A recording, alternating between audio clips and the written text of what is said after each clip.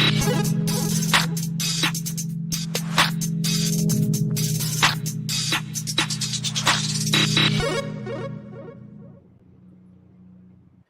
is the Player Profiler Pick Em Hour. We have been streaking recently. We're coming off a collab win, and it is Thanksgiving week. We got a loaded platter, and it's time to eat off the Underdog Fantasy Pick 'em board. Welcome to the Player Profiler Pick 'em Hour, starting now.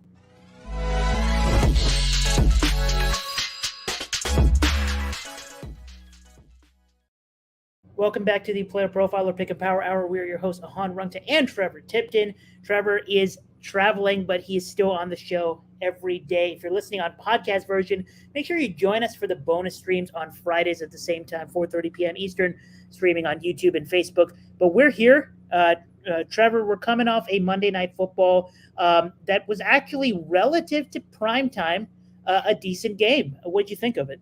Yeah, I mean, other than everybody in the stadium knew that the Eagles were going to keep throwing those stupid screen passes when between Jalen and Swift, they were running the ball down the Chiefs' throat.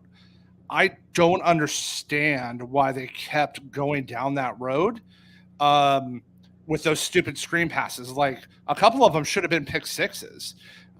It was as someone, obviously, I was on Swift, higher rush attempts, but he had 7 in the first quarter and they looked good, and then they just got away from it. I don't understand. KC has got a good defense, so it's a spot that was there. At least it was a good game. I think Hurts' knee, though we saw him running in the second half, is a little more issue than the Eagles are letting on. And KC continues to wish they had Tyreek Hill in that offense, because good old brick hands decided to show up again, and I'm going to use that reference later. But if you followed MVS for any sort of time, we know what he can do. So, yeah, and shout out to MVS for dropping that pass. Not only it gave us a win. Yeah, it gave us, and not only did it help me for my pick and pool where I had the Eagles, but for our show's purposes, if you were following along on the Twitter and in the Discord, we dropped a collab on Monday, right before Monday Night Football, and it hit. If MVS catches that football, we lose because KC gets that touchdown. So shout out to him for dropping that, and my biggest takeaway from the entire week is probably from that game, and it's, if we're going to take midseason victory laps, I might as well, this be one of them. The Eagles and the Chiefs are both exactly who I thought they were, and they showed that on national television this week. I've been, pushing the anti-Chiefs agenda, and it has nothing to do with my fandom. It has nothing to do with any anti-Patrick Mahomes agenda, which you will see a lot of on Twitter. It has nothing to do with that. Patrick Mahomes, I can say this confidently as a Patriots fan, Patrick Mahomes is the best quarterback of all time. I'll say that, and I'll keep pushing that. But I've been saying all season long that if they really think that this pass-catching room is going to be good enough to, put them in the Super Bowl again, they're highly mistaken. And I've been on the Chiefs are not making it back to the Super Bowl train because that pass-catching room is very problematic train, and I'm sticking with it. And we saw a great example right there. And alongside that, the Eagles are also who I thought they were. Offensive play calling wise, you just mentioned it, a little weird. I don't understand why they do a lot of what they do. They don't ensure they get the ball into the hands of their best players. You see A.J. Brown crying about it a lot on primetime. You've seen that twice now this season, and I don't blame him. I'm a DK Metcalf fan. I wish he would cry a little bit more to the coaches about getting himself involved instead of, taking that on the DBs. But that's another that's another conversation. But the Eagles are also who I thought they were defensively. If you looked at how open a lot of those Chiefs receivers were, given, how difficult they find themselves, to get open, on other weeks, Justin Watson had himself a nice game, and he got open a lot. And that's a reflection on the fact that this Eagles secondary is not that good. And I saw a stat earlier today on Twitter, which was that in every single game that the Eagles offense has had a negative EPA, the Eagles defense has stepped up and contained the other team to a negative EPA. I'll take things that are not sustainable for 500, Alex. And I think the Eagles are, it's hard for a 9-1 record to be a true 9-1 record in general. But I think the Eagles specifically are not a 9-1 team. I still think your 49ers are the best team in the NFC. I think if they faced off in the playoffs tomorrow, the 49ers would win that game. So both teams are who I thought they were. So I wanted to bring that up. But we're about to talk a little week 12. One more thing before we get into that. The underdog pick generator, solid showing from us last week, a 9-5 week. And you can see on the screen what our picks were, and we update the Discord after every week to see how we did.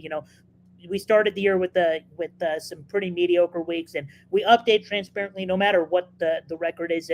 This week it was a good week, and you'll notice a lot of green on the bottom, especially, and you'll notice that none of those were given out on stream, and it's a little bit of a flashback to what I used to do early in the season, which is pick the wrong ones for the show. So hopefully that changes today.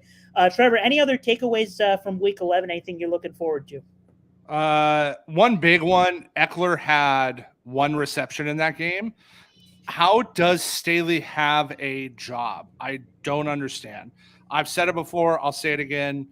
I think he has either the GM or the owner's internet web browser history. It's the only way he can still have a job. It's the only thing I wrap my mind around. Imagine in that spot, you don't use arguably the best offensive player on your team right now with Allen being banged up at not 100%, right? Keenan's obviously the alpha one wide receiver, but they just don't even use him. That was just insane to me. And then the Bills offense looked like it was supposed to look all season against a very good Jets defense because they used their team correctly for what I felt legitimately was the first time this season. The offense was running plays designed around their strengths instead of trying to mask their weaknesses. And you said it, and I think it is right now. Health to health right now. We beat the Niners beat the brakes off both those teams that played Monday night. I agree. And I mean, if you're going to mention the Bills, I might as well make this a Gabe Davis show, right? I mean, this is just something I tweeted the other day. It's been 3 straight weeks now. Take away one big catch on what was kind of blown coverage, and Gabe Davis has been completely irrelevant from the NFL pro football scene over the last 3 weeks. So if you're hearing on podcast, what I'm showing on screen right now is a tweet that I made, which was, here are some NFL players with more receptions than Gabe Davis since week 9. Brandon Powell, Jamison Crowder, Isaiah McKenzie, Equinemius St. Brown, who is on the pick 'em generator this week, Darius Davis. Some others with more receiving yards, Jalen not in the Cowboys scheme, Tolbert, Quentin can't catch a ball or separate Johnston, Tajay Spears, the running back, and Kenneth Walker III. These are some players who have had better receiving stats than Gabe Davis the last 3 weeks. Just want to put that out there. But if you want more winners like the ones we had on the underdog pick generator this week, well, you are in luck because we have a discount going. Player Profiler is excited to announce the lowest price we've offered all season for the rest of the NFL season, all in package, and you can get it for just $10 if you use promo code HOLIDAY, as we give thanks to the Underworld community for another great fantasy season. You can celebrate Thanksgiving and Black Friday football with immediate access to our award-winning rankings, data analysis tool, and the DFS Dominator, which is what the Underdog Pick Generator is part of, and Dynasty Deluxe, just in time for your playoff pushes for fantasy leagues. This sale is going to run up until 6 a.m. Eastern Time, Thanksgiving morning. And if you're on stream right now, that is tomorrow morning through midnight on Black Friday. So make sure you use the promo code HOLIDAY at checkout to get the DFS Dominator and the rest of the all-in package for just $10. We are about to get into the Week 12 board of the Underdog Fantasy Pick'em Lobby. And right before we do that, let's just hear a word from our sponsor. All right, I want to take a moment today to talk to you about data analysis. The data analysis tool, we listen to the users. What do you want? What do you need? and we made it happen. We added popular reports like a fantasy scoring report, air yards report. And if you want to create a new report, but you don't necessarily want to look through every field, we have quick results. Hey, show me the most popular passing data. Show me the most popular rushing data, fantasy data. Done. And the thing just is much faster than it's ever been. And the report builder got a lot easier. I mean, check this out. We break it down into offense, defense. Show me just fantasy data elements. And then when you get results, hey, show me by draft year. Let's take a look at just certain players that played a certain number of snaps or a certain number of games last year. This is the tool that so many of you have been asking for, plus a bunch of dream features that Billy wanted and Cody wanted and I wanted and Dario wanted. So go to the fantasy tools section, click on data analysis, or go to playerprofiler.com/data-analysis. We are back on the Player Profiler Pick Em Hour, where we're about to dive into the Thanksgiving platter of the Week 12 NFL slate. And if you want to tail our picks on Underdog, you can just use promo code Underworld when you sign up, and you will get a deposit match up to $100 US. And we're on stream right now on YouTube and Facebook. But if you are listening on podcast, we're showing you that there is a promo that you can take advantage of on Underdog. They have promos all season long, with the $100K Sundays, etc. If you make a pick'em entry before 5:30 p.m. Eastern time on Thursday, Thanksgiving Thursday, you'll be eligible for an airdrop, which is you just make an entry in that time, and you could be eligible for a bonus cash prize. And Underdog is giving away up to $300,000 total this week. So you definitely want to take advantage of these pick'ems, and we're going to give you some of our favorites. And we uploaded a bunch of leans just for the Thanksgiving platter to the Underdog Pick Generator, which you can get in the DFS Dominator. But we're about to give out our favorite ones, little geysers that we're putting in for half a unit each, ourselves. And let's just get started. Trevor, what game are you attacking first? So I decided to do something because we've got all our pick'ems up now. We got official news that Aaron Jones is out for Green Bay. So I'm going to do a Thanksgiving special, and I'm going to give the people one from each game. We're going to go three ways. We're going to do a little Thanksgiving special. So we'll start. You got them right on the page. We're going to start with Mr. A.J. Dillon. We're going higher than 2 receptions.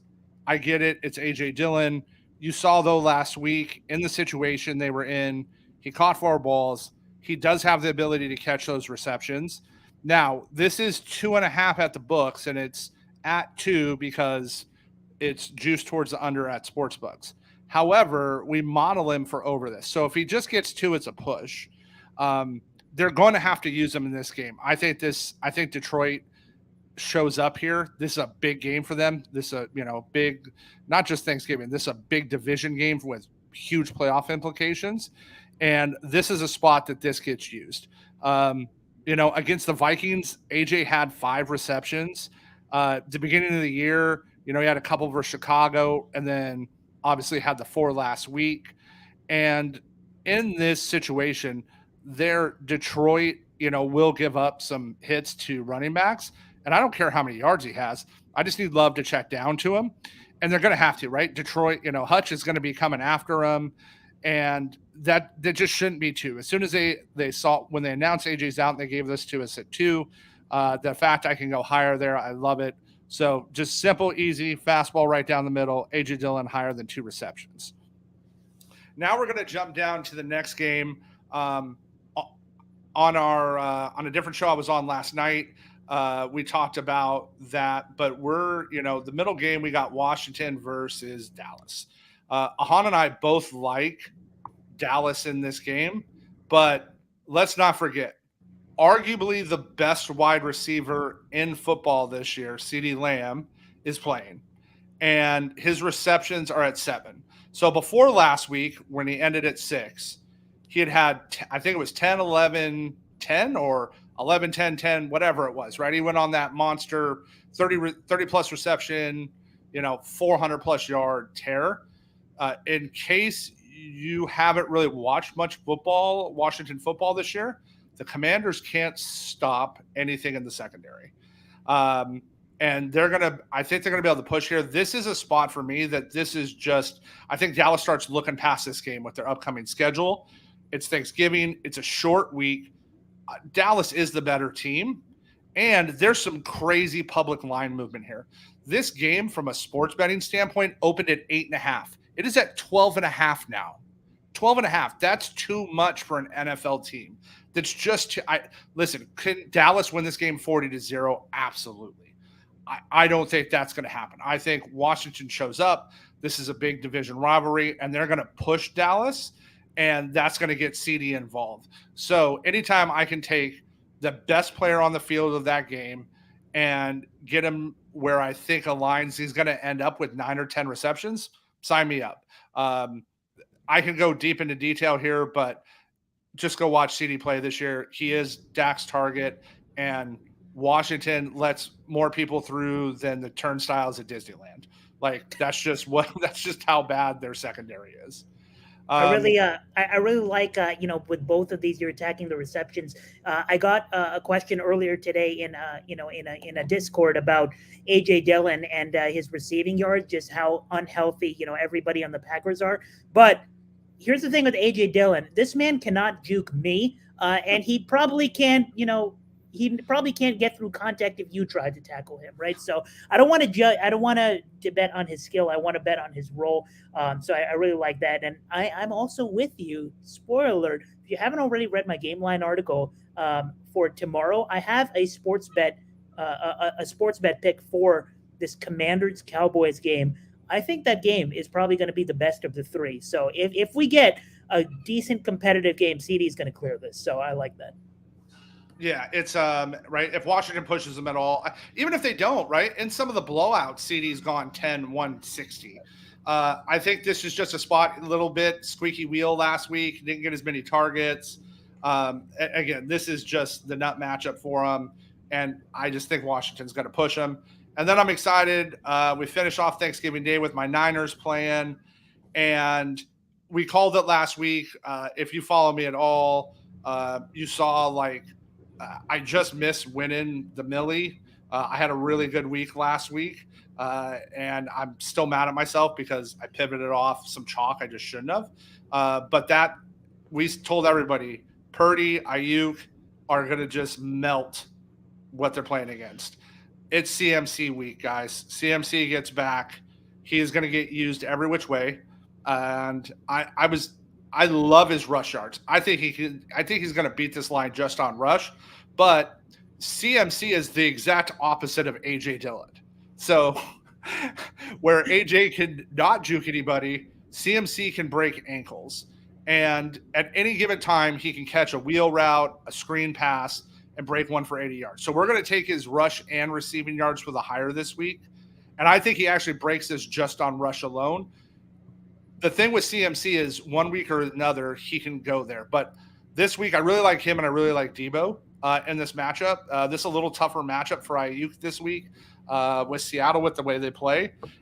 And everybody wants to quote some of Seattle's what I want to call fake defensive metrics. So this is where you can't just trust numbers from a defensive side. You have to see what schemes they're playing, how did game script go, what was the results of the game, and who they've actually played. So when we go to this spot, and this is another game that playoffs matter.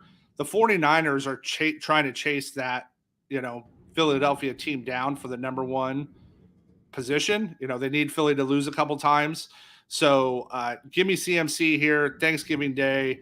And we just talked about if I could target any kind of rush attempts or receptions right now on these, I would.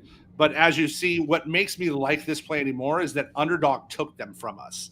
So the fact Underdog is taking those away also says they believe they're going to go higher because they know people tend to like hires.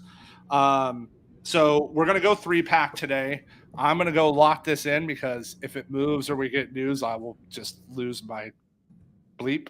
So, and we're going to lock it in. Submitted.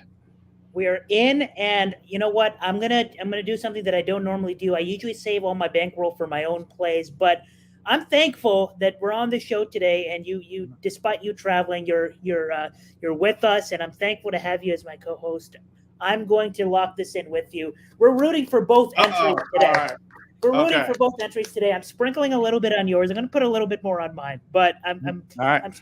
because I love this so much. It's only right, right? We got to win together. I'm also going to have a 3-pick for Thanksgiving Day. You inspired me, and who knows, maybe I'll have one from each of the other teams, right? So it would only be right. Shout out Toronto Dave in the chat. Thanks for being here. I met Toronto Dave at the Fantasy Football Expo. Great individual. So appreciate you joining us in stream. So once again, Trevor's entry for Thanksgiving Day: AJ Dillon higher than 2 receptions, CeeDee Lamb higher than 7 receptions, and Christian McCaffrey higher than 112.5 rushing plus receiving yards. It is a high line, but it is not high enough. I'm with you on all 3 of those. For me, I'm also going to do stick with this style. Let's have a little fun. Let's go 1 pick from each game. I'm going to the other side with the Lions, and I love me some David Montgomery. You love you some David Montgomery. He cleared his season long. The only guy to really do his job with no sweat in our season long, right? This guy came through for us. But I'm headed to a little bit. I like my weird. I like my weird ones. While everybody is going to try to decide, is it Jahmyr Gibbs Day? Is it David Montgomery Day? I do have exposure to them on the books, but for Pick'em, there's a line that's a little bit juiced to the higher on the sports books, and I think that tomorrow morning, on Thanksgiving morning, we might not even see on the Pick'em board. I'm taking Josh Reynolds higher than 1.5 receptions. Now, here's the thing with this wide receiver room for the Lions. It's obviously Amon-Ra is the guy, and Sam Laporta is another one of those safety blankets. Those are the big 2. If they pass the ball, those 2 are the priority, right? But we don't need Josh Reynolds to be a huge priority in this offense. I think this 1.5 line is just disrespectful. I think it's coming off 2 games where he's disappointed, and he hasn't hit this in a few weeks. But the Packers, we know what they have on defense. We know who they are. They aren't a great run defense. They get Quay Walker back. They become slightly better, but they even let Austin Eckler run all over the place, which is hard to do these days. But it's their other cornerbacks that are really weak. They've allowed so much production this year on the outside.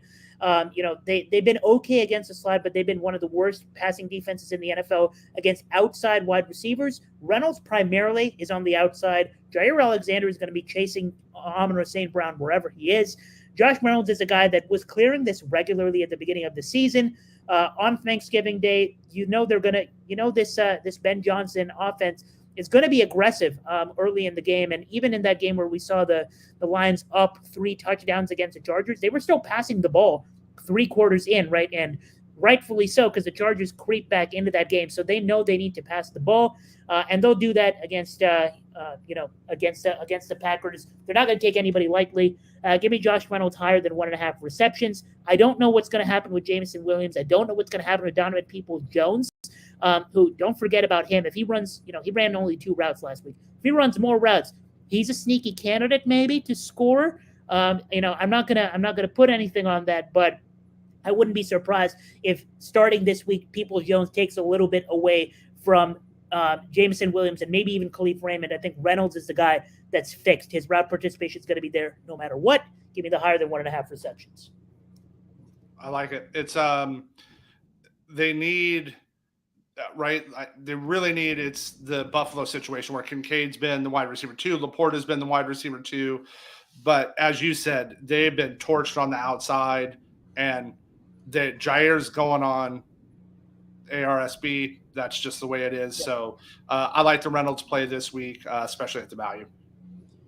Going on to the next game, the Commanders versus Cowboys game, and something you alluded to was I think this game is going to be the best of the 3. I think the Lions are going to absolutely kick the daylights out of the Packers. Hopefully by the second quarter, we already have 2 Reynolds receptions, and so I don't have to sweat that when the Lions are up big.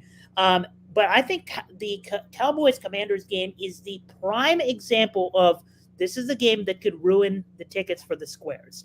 And I'm not saying the Commanders will outright win this game, but I'm not saying that either. The Washington defense we know is not good, right? And it's why we love CeeDee Lamb. There's nobody on that team that can stop CeeDee Lamb.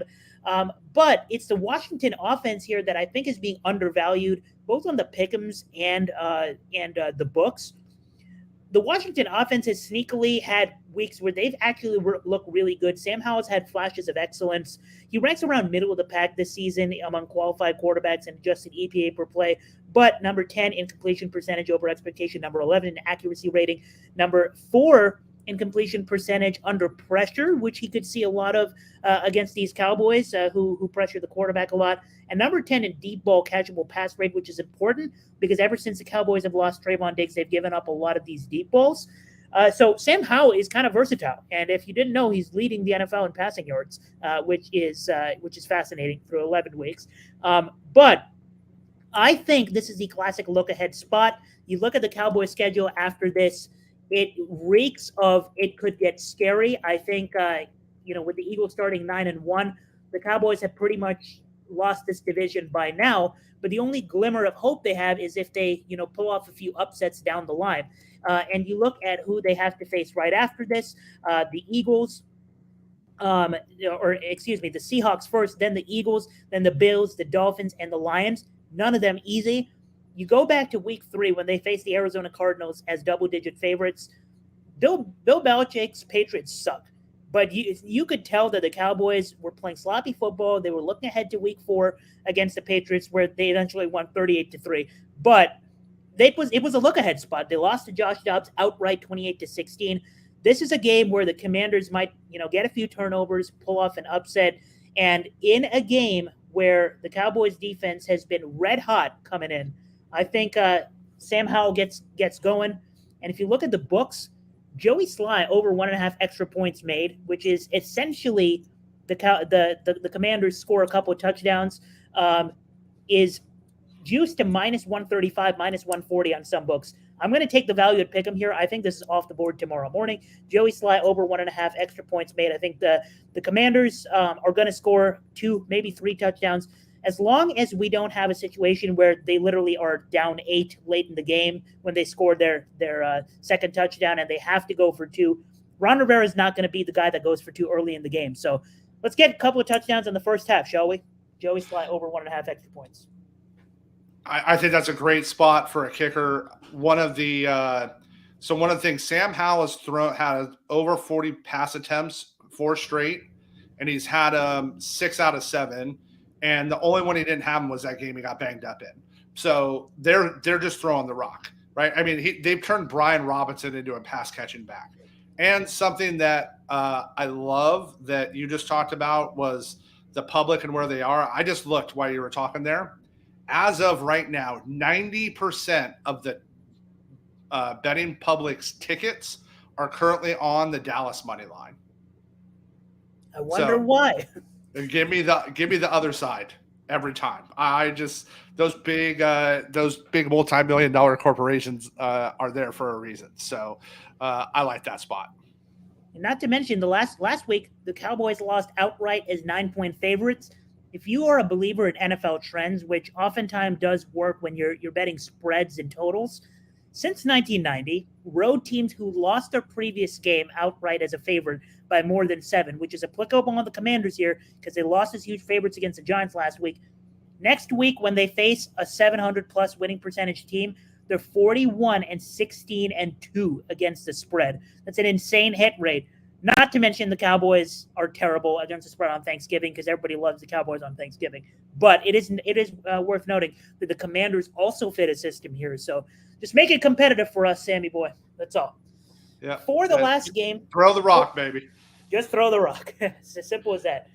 For the last game, 49er Seahawks. You picked a 49er. I love the CMC look.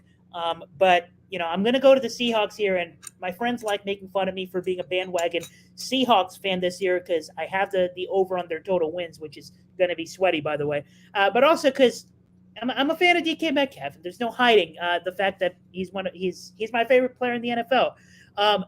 We had a pick on the underdog pick generator this week on Jackson Smith and Jigba. I'm just going to say it. We were on his receptions. It's now gone from the board, right? So this is why you got to sign up for the underdog pick generator when we ping you in the Discord. Go get those picks right away because that's gone now. And while I thought those receptions were a great look, I'm just going to pivot, keep it simple. Prime time, bright lights. After we hit these first 2 picks, who do I want to take us home? And it's DK Metcalf, higher than 59.5 receiving yards. And Trevor, I think you'll agree that even though the 49ers might be the best team in the NFL, if there was a weakness in this team, it's the secondary. They've not played amazing this season. And DK Metcalf is going up against Jarvarius Ward, who he has owned previously. The 2 times last year where he faced Jarvarius Ward as the primary defender. One of those games was a playoff game where he went absolutely ballistic. But if you combine those 2 games, he put up 155 receiving yards on over 200 air yards. So this is a matchup he's very familiar with. You know, people are worried a little bit about the DK Metcalf toe injury. Well, he's off the injury report. People are worried about the DK Metcalf rib injury. Well, he's had that for 6 weeks now, and he's been clearing this regularly. He's cleared this line in 6 out of 9, and I think the reason you're getting a discount here and you're getting 59.5 instead of, you know, what you would usually see in the high 60s is because, one, the 49ers' reputation for just being a great pass rushing unit, but also Geno Smith is a little banged up. But I think, again, we see a negative game script here, right? The 49ers go up early, and that would only help DK Metcalf because they're not trying to, they're going to pass the ball, right? And they have to pass the ball in a negative game script. You can't leave it up to running the football when you're down so much. And I think Pete Carroll, especially with Kenneth Walker out, he has no choice but to pass the ball. So in those situations where Pete Carroll has no choice but to pass the ball, that's where I like DK Metcalf. So I'll take his over receiving yards. It's not if it's the 49ers weakness. It is the 49ers weakness. And I have some stuff personally on DK. Even though I'm a Niner homer, I like money.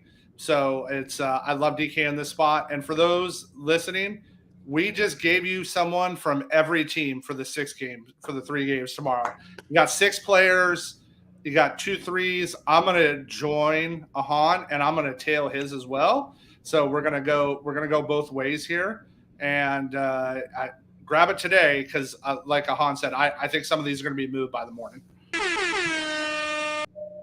We're tailing. And we got the sound right today. We got the sound right. We're sweeping. Oh. This is a good picks unavailable. Uh-oh. Oh no. Oh, play the horn. I do not believe that. Believe. Let's go. The pick was so sharp, it's been taken off the board live on the show. I do not believe that just happened. Let's refresh. Maybe it'll come back up. Maybe like all of Washington's down and there's news we're not seeing. This is the first on the show where we're refreshing the board after we've already made our picks. Looks like Reynolds and Metcalf are still there. Joey Sly is off the board. That's fine. I'll take his kicking. I'll take his kicking points because I think there's gonna be offense in this game. So the pivot once again, Josh Reynolds higher than 1.5 receptions on the first game. Joey Sly higher than 5.5 kicking points in the second game, and DK Metcalf higher than 59.5 receiving yards in the third game. With Sly, all we need here essentially is a couple field goals and one extra point, really. So there are a lot of more routes to get there on the kicking points. I think we see a ton of offense in this game no matter what. So I'm fine with that as a pivot. But yeah, I agree. Shout out for being so sharp that it got taken off. That's happened to us multiple times this season. To both of us now, we've had that happen. Mid-show, line moves or line's gone. Yeah. But I'm locking that in for half a unit. And if y'all are joining us in stream, maybe some of you got the extra points and locked it in before I clicked on it. But if you didn't, you could pivot to the kicking points, and we have our 6 picks for today. We're also going to post these in the Discord, and our friend of the program, Jason Allwine, shout out to our content guy. He's going to put these up, on Twitter. But by then, maybe some more of these lines will either move or be gone. So make sure you lock these with us now. Trevor, give me one take for Thanksgiving. I gave you mine already. I think I'll just say it. The Commanders win outright. If someone's upsetting, it's them. Give me another take for Thanksgiving. Jameson Williams breakout game. Jameson Williams and Sam Howell. As Max Kellerman once said, I'm going to paraphrase, but the Martians have the death beam pointed at Earth. We want one guy to get the job done. You want Jameson Williams. He played the most snaps he's played all season last week. you got to remember he missed a lot of time, and for me, he just keeps getting more rolled in. And you brought it up. Green Bay has a good secondary, but they have been torched outside. And go back and watch JMO's tape, right? Like, this is actually, for me, this is a big spot because he's either going to turn into MVS and frying pan hands, right? He's going to, that's where he's going to go, or he's going to turn into the JMO we watched in college. And the guy's had some injuries. He's battled some other stuff. But you could see him last week. I really liked that they had a snap count up. And like I said, we know between him and Reynolds, I think they're going to be able to put him outside, run him. And I think there's a shot JMO goes off this week. With the Martians have the death beam pointed at Earth, you want Jameson Williams, and I want Samori Toure. Hey, I want to take a moment to thank you for tuning in. It's important to me that all of our media be free. This is only possible because of you, allowing a true independent sports media enterprise to thrive unlike any other in the business. So please subscribe to the All In Package to continue to make all of this possible, to ensure that all of our stats, information, data, content is available to you, especially you, the people that get the site and get the show.